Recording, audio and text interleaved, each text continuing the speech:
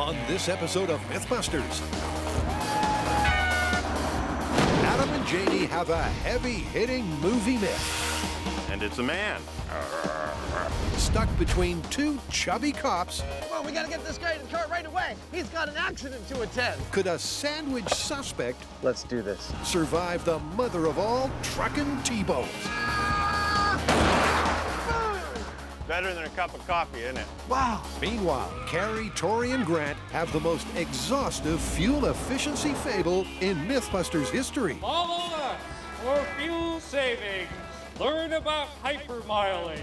Could a troop of traffic tactics Engine off. Shut off the engine. Let's save some more fuel. really combine to double your miles per gallon? Starting to get it, Hypermilers. I'm getting it. Or is this a myth that puts the rage in road rage? Oh, she just gave us birth. Yeah, you hate us. Do you hate science? Who are the MythBusters? Adam Savage That is science. and Jamie Heineman. I'm ready. Between them, more than 30 years of special effects experience. Together with Grant Imahara, Oh, like burrowing. Carrie Byron, Always makes me feel dangerous. and Tori Belleci. There's something you don't see every day. They don't just tell the myths, they put them to the test.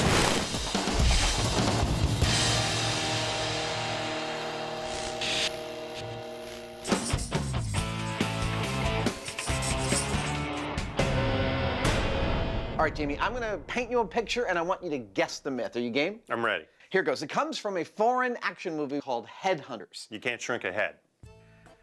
No. In this movie, our hero is seated in the back seat of a police car, and he is You between... can't drive from the back seat.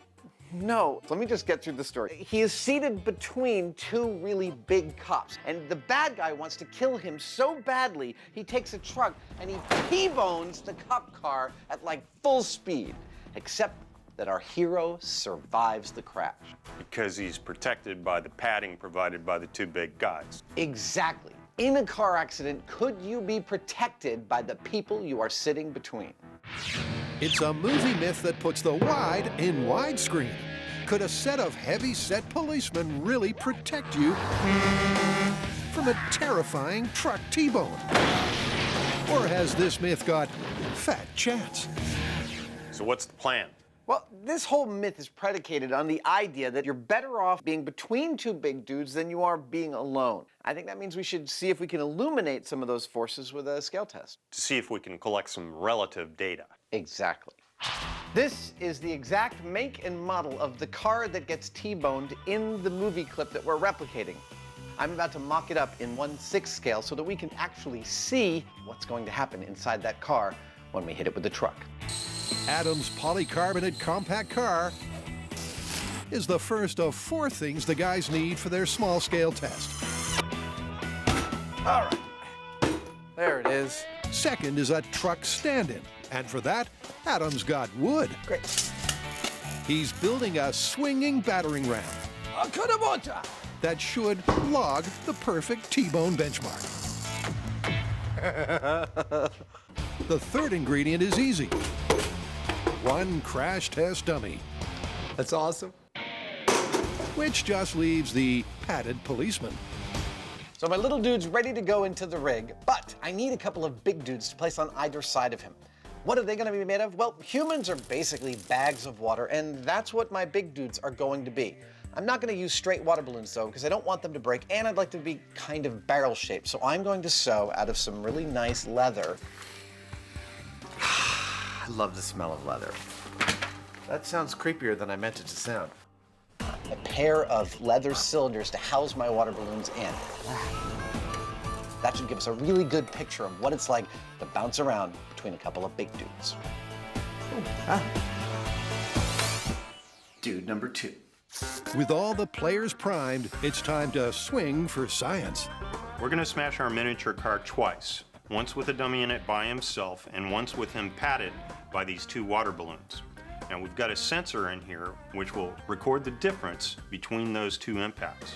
And for impact number 1, Baby Buster's flying solo. Scale car crash in 3, 2, 1. That was quick. In real time, the tiny T-bone looked okay. But slowed down, it was anything but, as Buster got thrown left, right, and center, peaking at 150 Gs. Now it's onto the padded version. For Impact 2, will the two cop cushions lessen Buster's blow? All right. Oh no, this truck's out of control. No, here it comes. 3, 2, 1, blam!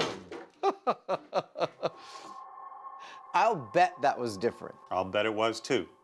First impressions are that the crash seemed less intense. Oh, that looks a lot better. Wow. It's like a forced bro hug. But what does the data say? Our dummy experienced 30 Gs from the impact between the two big guys. He experienced over 5 times that, over 150 Gs, without that extra padding. So if this actually holds up in the full scale, it could work because 30 Gs is survivable. 150 Gs is not. I tell you, I'm feeling super optimistic about this story. It really seems like there's something to it. That means it's time to go full scale, don't it? Yes, it is. How are we gonna do that? Well, the car and the truck are the easy part. It's the big guys. I mean, it's not like we're gonna find some volunteers. No, we're gonna have to build our own. Yep. Next, a myth about going the extra mile. All right, so you guys have your driving shoes on because this myth is the mother of all fuel efficiency techniques. It's called hypermiling. Oh, is that where you drive a certain way and it gets you really good gas mileage? Oh, not just really good gas mileage, great gas mileage. According to this myth, there's just a few simple things that you can do to double your mileage. Regardless of the type of car you have, you can significantly reduce your fuel consumption. Wait, so are these techniques legal? Well, not all of them. I mean, there is one where you can roll through stop signs, but the ones that we're gonna be focusing on are completely 100% legal. And they double your gas mileage. That's what they say. It's a question as old as the car. Is there anything you can do to make your gas guzzler guzzle less gas? Can some simple hypermiling techniques really double your mileage? Or is this fuel fable running on empty? All right, so you mentioned a massive road trip, but that sounds a little more like a finale, right? Yeah, exactly. Hypermiling is about taking a bunch of small techniques, combining them, and getting an overall fuel efficiency. So what I think we need to do is break down each of these techniques and find out how fuel efficient each of them are. Okay, so what are they? Actually, out of the top 6, we've already done 3 on our show. For example, we know at high speeds, it's better to drive with your windows up and your AC on. This test is being done by professional drivers on a closed track. Your results may differ. We know that your fuel efficiency increases when you drive relaxed. And we know that overinflating your tires by 10% can really boost your mileage. You're getting less rolling resistance and therefore better fuel efficiency. Yeah, but there are 3 that we have not tested, and that is limiting your speed on a freeway, overall control of your acceleration, and turning off your engine at a red light. All right, well, why don't we start with the speed tests? I mean, that's easy. We could drive around a track at 3 different speeds, compare the fuel usage. Sound good? Sounds cool. Let's hit the road. So that's 6 hypermiling secrets, and the Mythbusters have already ticked off 3.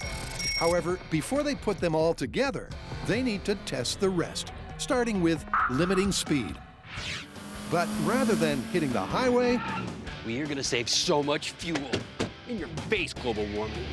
first they're hitting the runway. We are here at the Alameda runway to test hypermiling. Now, a car is most fuel efficient at higher speeds because it's using higher gears and it's using momentum of the vehicle. But at a certain point, those gears max out and you actually use more fuel to get more speed. Not only that, the faster that you go, the more wind resistance you're gonna experience, therefore making it less fuel efficient. So there's a theory that driving slower might actually save you fuel. And to test that theory, they've set up a circuit 1 mile long. Follow us for fuel savings. Learn about hypermiling. They'll drive 20 laps at 45, 55, and 65 miles per hour and get the fuel efficiency of each speed. But how will they track their gallons per mile? This piece of equipment right here is a very precise flow meter. It'll tell us how much fuel we consume. This is connected to the exhaust system. It's got a temperature sensor, pressure sensor, and a flow meter. We've got a weather center here that helps us out with humidity, atmospheric pressure, and ambient temperature, and a GPS to tell us precisely how far we travel. So with the high-tech rig on board, now it's time to hightail it for the test. Now, to keep everything consistent, we need the driving to be consistent. So we have the same driver for every test. We're going to drive consistently, no heavy braking, no heavy acceleration, and we're also going to keep the speed consistent. At the end, we'll compare all the results and see what we've got. Tori, Ready for a road trip? 45-mile-per-hour test. 3, 2, 1, begin. Position running. Road trip! Don't worry, you're not seeing triple. It's fun driving in circles, eh? It is. They do it in NASCAR all the time. With over 20 minutes at the same speed for each test, we're going to need a split-screen montage. I prefer road trips where we stop at cool destinations rather than take data. What do you mean? This is the road trip to science. I think we're in the lead. I don't see any other cars. And while fuel efficiency data collection isn't the most stimulating, Sometimes you get to blow things up. Sometimes you drive in circles with the air conditioning off. the MythBusters find a way to make it interesting. This cruise control is amazing. You don't even have to steer. This is awesome. Both hands on the wheel there, Balachi. You don't want to go through a fence. Again. If I had a nickel for every time we ran into a fence. You'd have almost $1, right? But despite not hitting the fence, they are getting compelling data. It's a consistent pattern here. Every time we go in this direction, it's 18 gallons per hour, and every time we go in that direction, it's about 22 gallons per hour. At higher speeds, the wind resistance is affecting the gas consumption. But will the Hypermile speed of 45 miles per hour avoid that? All right, kids, we're almost home. Thank goodness. Finally, after over 30 laps, it's time to pull up and pump out the data. And we're here. Test. Okay, let's take our numbers over to the data acquisition team, let them export them, and do our comparison. I think we are going to see some serious savings. Well, it's over to Kent Johnson and his team for the final tally on the fuel efficiency. So it's looking pretty good. At 65 miles an hour, seeing about 34 miles per gallon. At 55 miles an hour, it improved to 17%. And at 45 miles an hour, it improved about 30%. That's actually really good for our myth. Yeah, these hypermilers might be onto something. They might, because a 30% saving just by decreasing your speed to 45 miles per hour is impressive. So far, it's looking really good for this myth of hypermiling. It turns out, after looking at the data, that if you drive at slower speeds on the freeway, you will in fact save fuel. But that is just one piece in the puzzle. Because remember, we're trying to put all these together in order to double our mileage. Can being sandwiched between two corpulent cops really let you survive a tremendous T-bone? Small Scale said maybe. Oh, that looks a lot better. So now it's time to up the ante at Alameda Runway. I am standing in one of our most favoriteest locations ever used on MythBusters, the runway at the Alameda Naval Base on the east side of beautiful San Francisco Bay. We have caused a lot of accidents on purpose on this runway.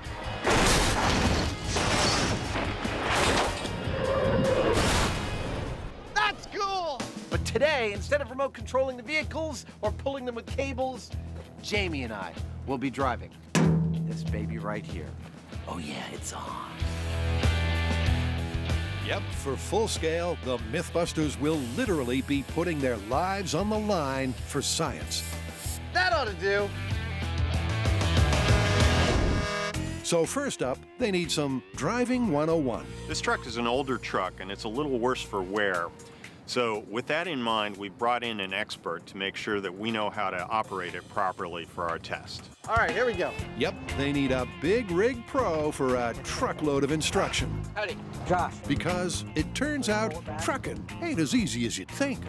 so first thing is your clutch pedal. When you press it all the way to the floor, Yes. you're applying what's called a clutch brake. So when you're shifting, make sure you're not pushing it all the way to the floor because you're going to apply the brake on the input shaft. Okay. 20 minutes later, and the instructions are still coming thick and fast. This is not a synchronized transmission. Okay. So, launch the vehicle.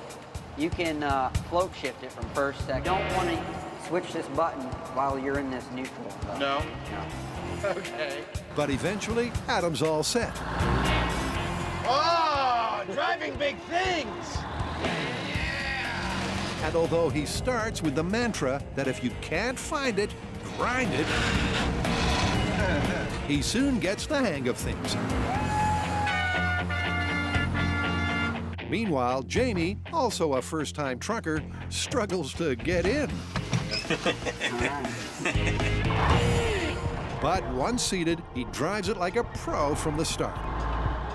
As if there was any doubt.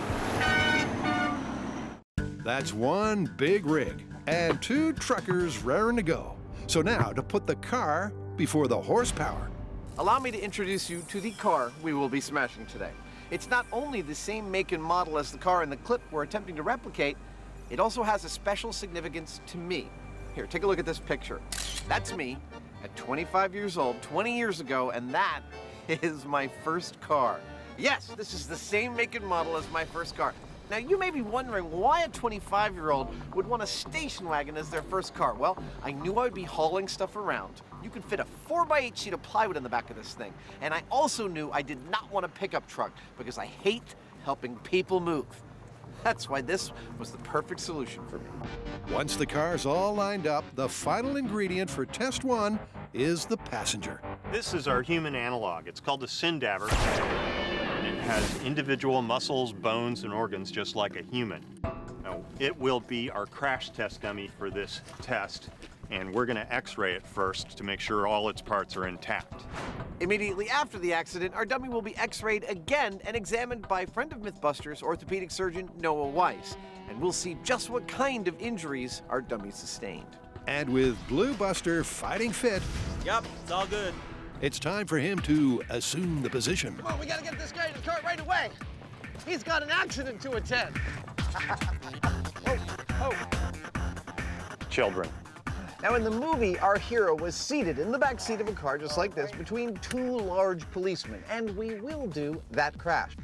That'll have to do. But in order to find out how good or bad that might have been for him, we need a control, and that's why in this test, our guy will be seated all alone in the back seat. Yes, you'll be fine. No, you won't be fine. He's not gonna be fine at all. And to quantify just how not fine he'll be, the team adds PCB accelerometers, meaning the sandwich suspect is all set. Glad I'm not you. The driver, on the other hand, needs some more protection.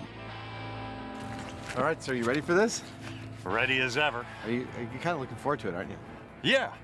I will tell you your speed on the speed gun. Okay. Have fun. Cautiously, Jamie climbs into the cab and takes the truck to the far end of the runway. Then it's go time. All right, Jamie, are you ready? Good to go. Crash test control. 2, go! Like an angry walrus, the truck heaves into action.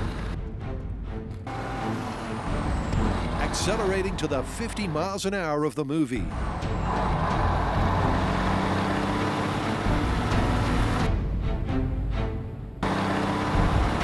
Here it comes.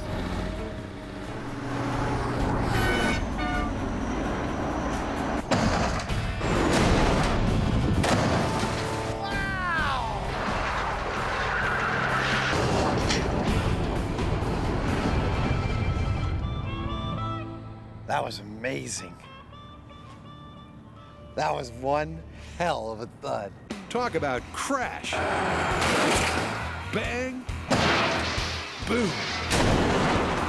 Their green machine's been totally totaled.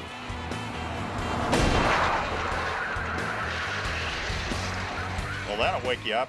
That impact was frightening, actually. Coming up on the car at that speed, you don't realize how fast you're going until you kind of get close to it, and then you realize that this is going to be serious. It was like a racking explosion. It was a bang. It was it's kind of like getting hit in the head by a 2x4, except nothing actually touched you. You can see what it did to the car. The truck is fine. I was not hurt in any way, but Jamie may have lived to tell the T-bone tale, but the question is, has Buster? he looks a little more flexible than he was when he first went in. Well, firstly, Dr. Weiss delivers his prognosis. Dr. Weiss, how was our patient after that accident? Well, this patient has sustained multiple devastating injuries. There are fractures and dislocations of the neck, the thoracic spine, the low back and pelvis. This patient is very, very dead. Wow. I want to say thank you, but that's just so horrifying. And for a second opinion, Dr. Harding has the G-load. All right, David, how did our guy do?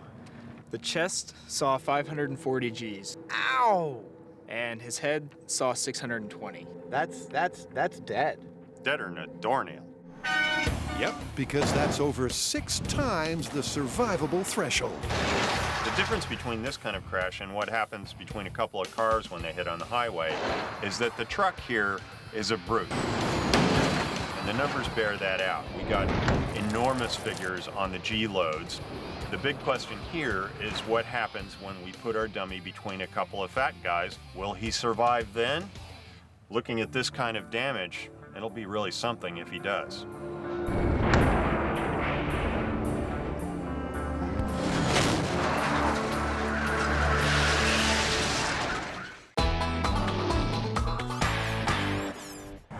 The MythBusters are doubling down, testing if hypermiling methods can double your mileage. Hypermiling is efficient, just not time efficient. So far, limiting your speed to 45 miles per hour scores you an extra 30%. Now, these hypermilers might be onto something. But now to get off the freeway and start hypermiling in traffic. Now, so far with the hypermiling myth, we found a few techniques that have been effective at increasing our mileage, but those are mostly for freeway speeds. Now what we need to do is test a few that go along with city driving, stop and go traffic. And that's why we're here at the Alameda County Sheriff's Department driving course. The plan for this experiment is pretty simple. We've laid out a driving course. Sure that Grant's the right person to be the test driver? There's 20 laps per circuit, and we have stop signs and randomly timed traffic lights. Now, for the first test, we're going to just get a benchmark. It's our control. We drive normally. Like their previous test, high-tech wizardry will track the fuel consumption. Okay, this is the control test for hypermiling, lap 1. Let's do this. And to make sure there are no other variables, the AC is off. You're sweating. I know. You're glistening. I know. All our designated driver Grant needs to do is drive normally. Hey, Mom, Dad, are we there yet? Not there yet, honey. Accelerating and braking as he usually would. God, I hate this slide. I know, it's so long. There's not a single other car. What's the holdup? And sticking to the speed limit of 30 miles per hour. Science makes me car sick. Then after 20 laps, they've got their control baseline. It was really interesting to watch the equipment as Grant was driving. Even at idle, the car is using about 0.5 gallons per hour. And then when Grant was speeding up, he was getting up to about 6.5 gallons per hour. Now, it's time to see what the techniques of hypermiling are gonna do and how it affects how much fuel we use. Hopefully we save some. Yep, and those hypermiling traffic tactics all rest on how you accelerate, stop, and brake. Now for this, when you see a light, you start to decelerate in case it turns red. If you have to stop at a red light, you turn the car completely off. And then when you start up again, you accelerate really, really, really slowly to save as much gas as possible. Now, acceleration is basically burning fuel, but braking is a complete waste of the car's energy because you're basically stopping all the momentum of the vehicle. Now, how is this going to translate into the fuel consumption? That's what we're about to find out. Okay, painfully slow acceleration. You're doing well. Meanwhile, people behind us are honking. Hey. People are looking at us. But you know what? Who cares? We're saving fuel. Uh-oh, there's a stop sign coming up. Decelerating early. Make a full complete stop. Really smooth acceleration. It's like my driver's ed test. Interesting thing, there's no like peaks right now. It's all just kind of consistent, Right. low fuel usage. Grant's having this internal struggle right now. He's like, gotta get good data, gotta have good science, but I'm in a car, must accelerate. What's going on? Stupid science is stopping me from being fast right now. But I love science. I'm conflicted. Just like the control, Grant must stick to the 30-mile-per-hour speed limit. But this time, he's limiting both his acceleration and deceleration. So you slow a little bit in anticipation of a possible red and Excellent. roll through it. Nice. Yeah. And when they don't catch the green light, Oh, here comes the light. Slow. All right, shut off the engine. Let's save some more fuel. Engine off. We should have done this during the winter. Green light. Oh, jeez. Okay. just like the control, they complete 20 sweaty circuits. You know what? This could be like a spa treatment and a road trip. If somebody was massaging your neck, it'd be like a full spa treatment. And eventually, it's time to find out how fuel frugal this technique really is. All right. Woo! We made it. Nice driving. Well, Thank you. Well done. So the results are in. Let's take a look at the data. Now, I need a graph here. Now, as you can see, Grant's control test, him driving normally, which is a little scary, he was able to get 13 miles per gallon. But then, on his hypermiling test, his eco-friendly driving, he was able to get 17 miles per gallon. That is a 30% increase. This is incredible. But remember, this myth is about doubling your mileage. So, we need to take all these techniques, put them together, and see if we can get that mythical double mileage. That's another 2 ticks for the Hypermile code, which means it's time to put it all together and go road tripping. I love you too. There's no way a solo middle seat suspect will survive a T-boning truck. This patient is very, very dead. But will some big bone busters help? We've now come to the point in the episode where it's time for Jamie and I to make a pair of plus-sized busters. Now, here's the problem we have. They gotta weigh 350 pounds apiece, which means just making them is going to be difficult, both in terms of moving them around, installing them in the car, etc., etc. There is so much static electricity on this phone. Check out my hairdo. Woo! So we've come up with, I think, is the perfect solution, which is to carve our dudes out of an open cell foam. I'll state outright, I've never worked with a piece of foam this frickin' big before. I didn't even know you could get them this big. Then we will coat the outside of our carved figure in a hard rubber and put it in the car. Is this how Michelangelo starts the Pietà? I know what you're saying. That doesn't weigh as much as a person. No, it doesn't. That'll make it easy to install. Once it's in the car, we will fill it with water. It's a lightweight solution to a heavy-set problem. 2 giant blocks of foam and 2 MythBusters, armed with 2 very different ideas. Inside this block is a fat man waiting to get out. And he has one mission in life: to be in a car accident. What could be better? Let's get started. Adam's going for the suck it and see approach, drawing an obese outline and letting rip. Jamie, on the other hand, is being a little more methodical. To sculpt my fat guy, I could just start hacking away at a chunk of foam, which is what Adam is doing. I opted instead to do it from a computer-generated image that I found online. This is a top view of our guy, and what we've done is slice him in chunks that end up looking like this one. This is around the midsection of his body. This top surface represents the top surface of a 4-inch slab of foam. So when I cut this out, all I have to do is stack all these other pieces together, one fat guy in 2D, and I've got my guy. It's classic MythBusters. Adam forges ahead fast and furious, Come on, fat man. Show yourself. while Jamie is more slow and steady. One using intuition, I'm starting to figure out what he looks like. the other using ingenuity. This doesn't look like much right now, but as soon as I start stacking these blocks, it's going to turn into something. But before long, both are taking shape. I'd say that's a pretty heavy guy. I'm so in love with this thing. Even if one has been a little neater. This is the sum total of my scrap. I'm just saying.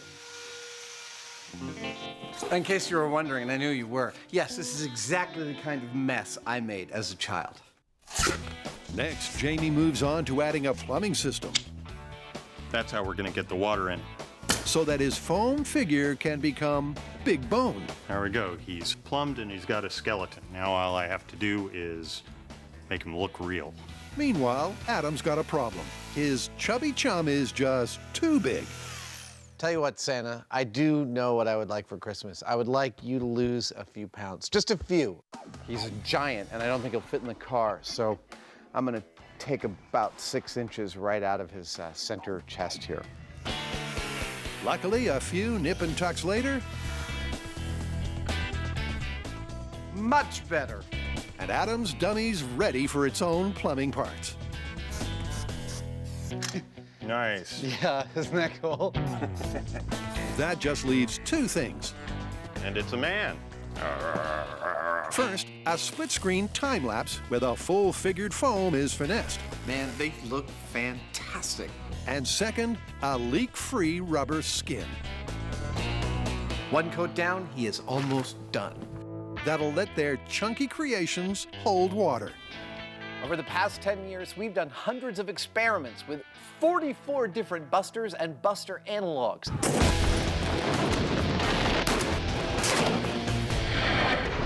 Right at this moment, right now, Mr. Orange here is my flat-out all-time favorite. Doesn't this look like the birthplace of a superhero myth? He's come to Earth to teach us about science. His secret power, the ability to survive a car crash, and that nothing rhymes with orange. And once Mr. White and Agent Orange are all dried up, It's clobbering time. Yeah! want to save money and time at the gas pump? The MythBusters do. So they're joining the Hypermile Club All right. Shut off the engine. Let's save some more fuel. to find out if this fuel-saving system can double the bank from your tank. For our Hypermiling grand finale, we'll be driving this 2012 sedan, the one that we've been using for all of our shorter runs. But we're throwing another car in the mix. This one's 5 years older and it has over 75,000 miles on it. Grant and I will be in the brand new car and Tori will be driving this one. Don't worry, he won't be lonely. Buster's in the passenger seat. He's a great conversationalist. Now for our test, we'll be using our same fuel measurement system, but we're also going to be measuring the old-fashioned way, and that is by driving till we run out of gas. Here we go. Exactly 3 gallons. So we are going to be driving one giant lap around the Bay Area, about 150 miles. Now that's a good distance, and it's going to give us a real-world average. We're going to be driving through city streets, country roads, and freeways. And to avoid traffic, we're going to drive in the middle of the day, so that way we don't have any extra variables messing up our data. Give me those. It's the fuel efficiency road trip to rule them all. They're even adding an aerodynamic skin and removing a side mirror to combine every single fuel-saving tip for hypermiling. All right, let's save some fuel. With 3 gallons of gas on board, drivers, start your engines. Adios, suckers. Let's hypermile. It's going to be intense because they've got a hypermiling checklist a hypermile long. Never drive above 45 miles per hour. Done. Remove the wing mirror on the passenger door. Done. Avoid braking and rapid acceleration. Done. Turn off engine at stoplights. I don't like this at all. Try and stay relaxed. Green light, green light. Gentle. Not turning on the AC. Done. Legally drafting when the opportunity presents itself. Okay, I haven't had that opportunity yet. Overinflating our tires by 10%. Their capacity. Cover the cars in streamline skin. Done. And lastly, try to navigate intersections so we're always going through green lights. I think we're doing well. But hold on, aren't we forgetting something? What about a control? Well, luckily, they did that yesterday. It was a control cruise of an identical route. I forgot I don't speak Wookiee. I also speak Klingon. I bet you do. At an identical time of day. We can play this game. You want to play the silent treatment? I can play the silent treatment too. Under identical weather conditions. Wow, this is a beautiful place to conduct a science experiment. You getting allergies? Driven completely normally with no hypermiling until their 3 gallons of gas ran out. We're running out. We're running out. Oh, that's it. All right. I think that's it, Buster. We are out. Whew. All right, that's it for the control test. We went 64 miles and got 21.3 miles per gallon. So Buster and I made it 78 miles on 3 gallons of gas. That is 26 miles per gallon. That was the control, and they'll need to double those figures to confirm this myth. So it's back to today's hypermiling test. And in the midst of city traffic... Oh, shoot. You really got to pay attention when you're hypermiling. Otherwise, you're going to off a lot of drivers. Fuel frugality is frustrating. You know, I've never noticed how many friggin' stoplights there are in this town. And, well, now that I have to shut off my car at every single one of them, it's starting to get a little annoying. This is it. We are Coast City. But it doesn't matter because all this stinking traffic is stopping and ruining my coasting abilities. Calming, calming, calming. Maybe I should drive home. Engine. However, soon they're through the stress of the city, and the motors are still running as they head out on the highway. You know what? Hypermiling on the freeway is so much easier than hypermiling in the city. In the city, you have traffic lights, you have a ton of traffic. On the freeway, it's wide open. You just set the cruise control and you let the fuel efficiency start. Indeed, but while the 45-mile-per-hour limit may be saving them gas, it's not making them any friends.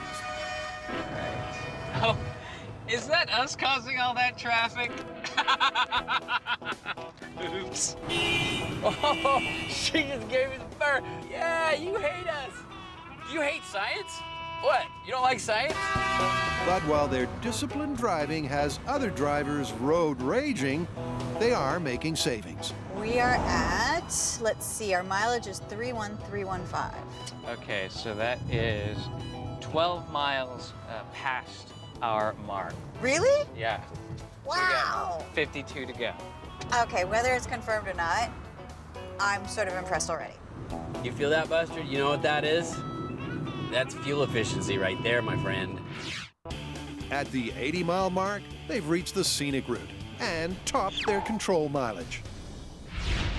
Now, this is the first time that we're seeing really windy roads on this course. Now, the technique here is to kind of maintain a consistent speed so that you don't have to actually brake in the turns, because if you're braking, you're losing energy. But now that there's some downhill, I'm gonna just try to coast through these turns at a safe speed. Hang on, Buster. You know, hypermiling is a commitment. It's a way of life. It's scary! Or possibly a way of death, too. As Carrie hugs those curves for maximum fuel savings, it's clear she was born to be hypermile. Hypermile that! Woo! Feeling that. Whew. Nice. This thing corners like it's on 2 wheels. It was. I'm starting to get it, Hypermilers. I'm getting it. I understand you people now. Didn't think I understood you. Now I get it. Carrie's got the fuel savings fever You might see actual tears if we don't make this. and energy to burn. The only problem is, the engine doesn't. Uh-oh. Because despite Carrie's deft driving, That's it. they're running on empty. That's it. No All right. brakes. Well, we definitely did not double our mileage. If Carrie and Grant run out of gas, they're on the side of the road. Ooh, I don't know why I get so much joy from that. I was getting so optimistic. It was looking so good. Yeah, we didn't even come close to doubling our mileage. We went 64 the first time on our control, and we only got to 90 this time. That's only 40%. Yep, 40% is a long way from 100. However, this myth and Tori are still on the road. I just hit 136 on my odometer, which means 20 more miles, and this myth is confirmed. This is insane. Am I the only one excited about this? Yeah, I guess so. However, Tori might have spoken too soon. Oh, I'm running out of gas. I was so close. I was so close. I was just saying how I was at 136 miles. All I needed was 20 more miles, and we were going to confirm this myth. And as soon as I finished saying that, the engine shut off. I think we have to bust this one. I mean, it did give us a lot more mileage, but it's not doubling our mileage. So this one's looking busted. Tori managed an impressive 70% increase, while Carrie and Grant scored 40%. So even though the myth's busted, it's still fuel for thought. I started out with pure skepticism, thinking that hypermiling was just a wackadoo theory, to starting to believe it, to starting to get into it, to starting to work the system and feel the game, to like getting really emotionally excited about the fact that we had a hill or a turn, so I could save that little bit of fuel, just a few drops, and we're gonna get us that extra mileage. And though we did not double our mileage, 40% is nothing to laugh at.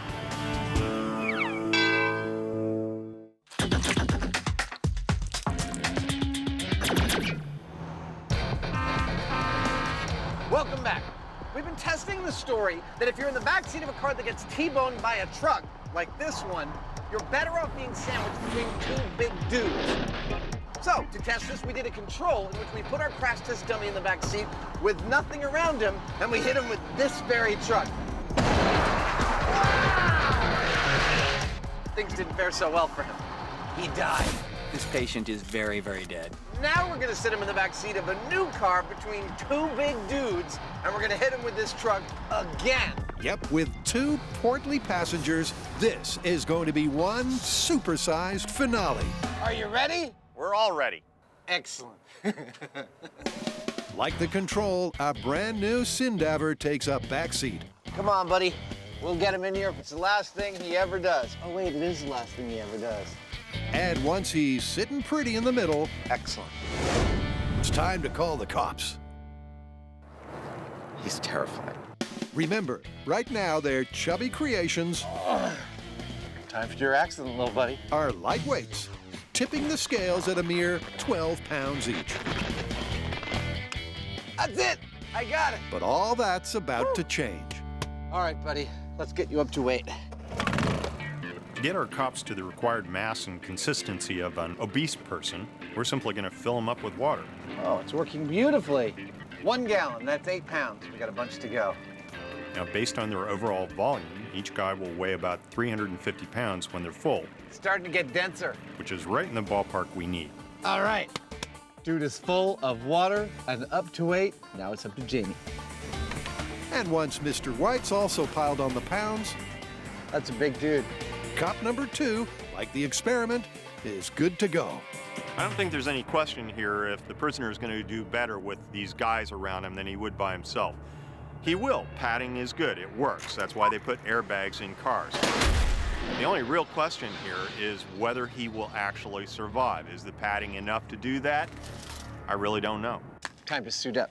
Although this time Adam's behind the wheel. For this full-figured finale, everything else is the same. Let's do this. The same car with the same truck going the same speed. The only difference? Those plus-sized passengers. Okay, Adam, are you ready? Ready. All right, on my mark. 3, 2, 1, go.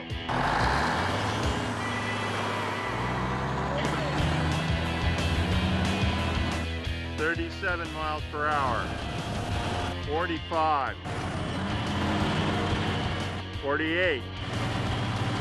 You're at 50. Hold it at 50. Hold it right there. All right.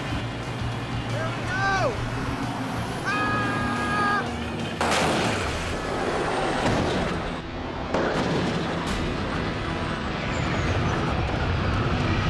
Wow.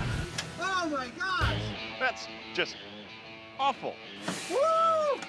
And yet, it's kind of cool. Oh, boy! My sphincter tightened! Woo! Are you okay? Wow, what a concussion! Boom! I think I screamed for the last, like, 30 feet. I just went, ah! Boom! Better than a cup of coffee, isn't it? Wow. That was a rush! It may have been a rush for Adam, but it was savage for the car. We have teeth on this endeavor.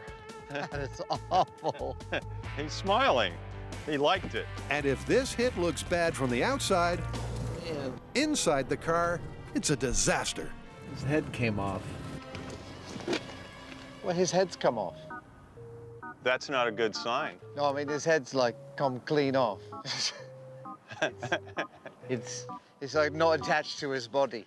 Well, that means we don't need no data. But still, we might as well. Remember, Jamie thought Buster might survive, courtesy of his portly pals. You don't look so good. Yet, given his decapitation, that's not looking likely. Yeah, I know. But what do the doctors say? So, Doc, his head fell off, but what else is wrong with him? In addition to his complete dislocation of his head, he sustained massive injuries to his chest, abdomen, pelvis, all of his extremities. These are devastating. Our first dummy was certainly dead, but this one's even more dead. Well, it's not at all what we expected, but that's pretty definitive. Maybe, but were the G-loads on Buffered Buster lower this time around? All right, David, what is the news? What does the data tell us? Well, we maxed out our sensors. Wait a minute. We had like 500 and 600 G crashes last time. What was our max? More than 800 Gs. Wow. And we don't know how much worse. It's just above 800 Gs. That's correct. Okay. Thank you, sir. Whew. So with the G's maxing out at 8 times the survivable limit, there's only one conclusion to make. So let's recap. In the first crash, our perp was seated alone in the back seat and on impact withstood 500 to 600 Gs of force, a completely deadly amount of Gs. In the second crash, seated between two big cops, this being one of them, he withstood well over 800, and that was totally counter to what both Jamie and I predicted. The second crash was far worse. Ain't that the truth? The two corpulent cops didn't shield the suspect, they killed him. And Jamie's figured out why. Earlier, I thought any padding would be good padding and that our dummy would be better off between the two big guys. But it turns out I was wrong. Water doesn't compress, and we're mostly water, so it was actually like our dummy was between a rock and a hard place. Yep, instead of softening the blow, the liquid-filled bomb-in actually added insult to injury. And that means this myth is dead in the water. How do you want to call this one? Well, it was totally not what we expected. You'd be much worse off in the back of a car between two big guys than to not have them there in the first place. The myth is busted. Copy that. It's totally busted. Let's get out of here. Oh.